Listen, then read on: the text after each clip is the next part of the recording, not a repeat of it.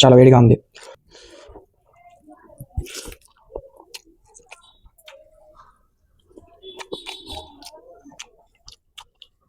సరిగ్గుందా? ముందుగా మనం చేపలన్నీ బౌల్లో వేసుకోవాలా. 1 స్పూన్ కారం, కొంచెం పసుపు, 1 స్పూన్ ఉప్పు మొత్తం తీసి కలిపేసుకోవాలా. మొత్తం మిక్స్ చేసుకొని ఇట్లా కలిపేసుకొని పక్కన పెట్టేసుకోవాలా. ఫిష్ మసాలా కోసం జీలకర్ర, కొన్ని వెల్లుల్లిపాయలు వేసి దంచుకోవడం.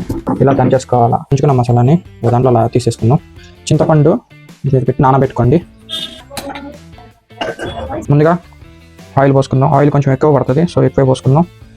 మెంతులు, ఆవాలు, పచ్చిమిర్చి, ఆనియన్స్ త్వరగా కుక్ అవ్వడానికి మనం కొంచెం సాల్ట్ వేసుకుందాం. ఆనియన్స్ కుక్ అయినాక టమాటా యాడ్ చేసుకుందాం. కొంచెం పసుపు వేసుకుందాం.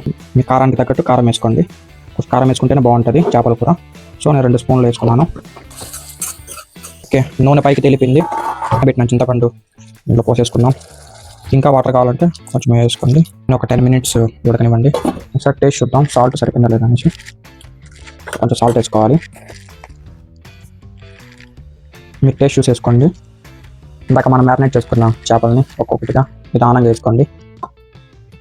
ఒకసారి పట్టుకొని ఇట్లా కలిపేసుకున్నారంటే కలిపేసుకొని పైన మూత పెట్టేసి ఒక 10 మినిట్స్ ముక్క బాగా ఉడికిపోయింది.